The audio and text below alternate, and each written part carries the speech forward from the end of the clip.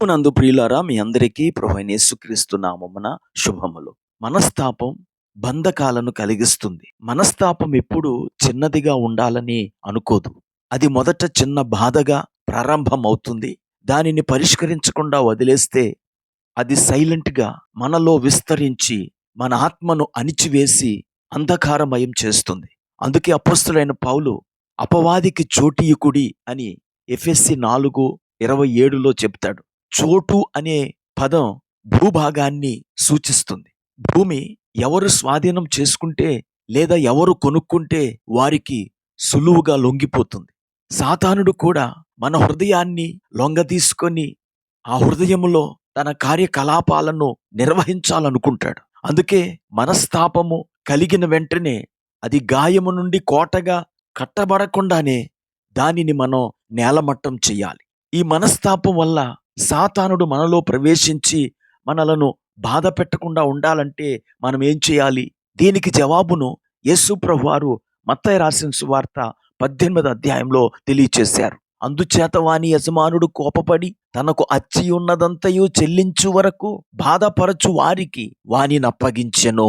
మత్తయి రాసిన సువార్త 18:34. ఈ వచనం యొక్క పూర్వ పరాలను ఒక్కసారి పరికిద్దాం. పేతురు యేసు ప్రభువారి దగ్గరికి వచ్చి, ప్రభువా, నా సహోదరుడు నా ఎడల తప్పిదం చేస్తే నేను అతన్ని ఎన్నిసార్లు క్షమించాలి అని అడిగాడు. 7 మారులు మట్టుకా అని అడిగాడు. అందుకు యేసు పేతురుతో 7 మారులు మట్టుకే కాదు, 70 ఏళ్ల మారుల మట్టుకు అని చెబుతూ ఒక యజమానుని గురించినటువంటి ఉదంతాన్ని యేసు తెలియచేశారు. ఒక యజమానుడు తన దాసుల యొక్క బాకీలను లెక్క చూసుకొన మొదలు పెట్టినప్పుడు ఆ యజమానునికి 10,000 తలాంతులు అచ్చి ఉన్న ఒక దాసుని గురించి తెలుపబడింది. అప్పుడే యజమానుడు అతన్ని తన యొద్దకు రప్పించి, నీవు ఆ 10,000 తలాంతులను నాకు చెల్లించు అని అడిగాడు. అప్పుడు ఆ దాసుడు తన యజమానుని అప్పు తీర్చటానికి వాని దగ్గర ఏమీ లేకపోవటం వల్ల ఆ యజమానునికి సాగిలపడి మ్రొక్కి, నా ఎడల ఓర్చుకొనుము, నీకు అంతయు చెల్లిస్తాను అని బ్రతిమాలాడు. అప్పుడు ఆ యజమానుడు ఆ దాసుని క్షమించి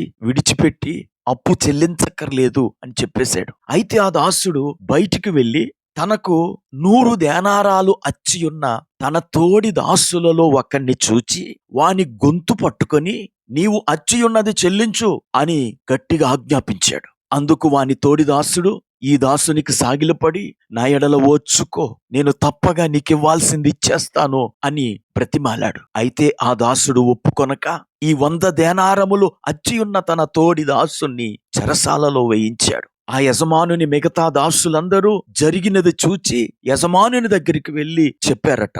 అప్పుడు ఆ యజమానుడు ఈ దాసుని పిలిపించి, చెడ్డ దాసుడా, నీవు నన్ను వేడుకొంటివి గనుక నేను నీ అప్పంతయు క్షమించి తిని, నేను నిన్ను కరుణించిన ప్రకారం నీవును నీ తోడిదాసుని కరుణింపవలసి ఉండెను కదా అని అంటూ చదవబడిన లేఖన భాగంలో ఉన్నట్లు అతని మీద కోపపడి అతనిని బాధపరచు వారికి అప్పగించాడట. ప్రియులారా, అపవాదికి చోటీకుడి అంటే మనము క్షమించకుండా ఉండకూడదు అని అర్థం. ఈ మాటలు వింటున్న ప్రియ స్నేహితుడా, సోదరి, నీ జీవిత భాగస్వామి నిన్ను గాయపరిచి ఉండి ఉండొచ్చు. నీ అన్నదమ్ములు, నీ అక్క చెల్లెండ్రు నిన్ను గాయపరిచి ఉండి ఉండొచ్చు.